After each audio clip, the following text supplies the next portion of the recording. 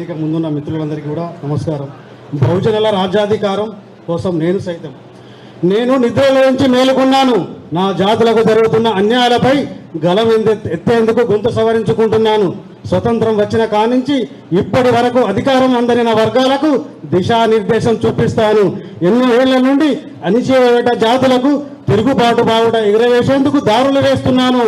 అగ్రవర్ణాల నాయకులు కుట్రలు తిప్పికొట్టేందుకు బీసీ పొలిటికల్ జేఏసీ నిర్వహిస్తున్న రాజకీయ అవగాహన సదస్సులను విజయవంతం చేస్తాను.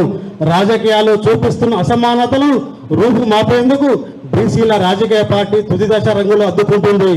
ఒకే ఒక్కడు 4 కోట్ల జనం గొంతై సబ్బండ కులాల ఊపిరై ఉద్యమాలతో పురుడు పోసుకుంటున్న తెలంగాణలో బీసీ ఉద్యమాన్ని ఉర్రూతలెగిస్తూ ప్రతి పల్లెల్లో బీసీ నినాదాన్ని వినిపిస్తున్నాడు.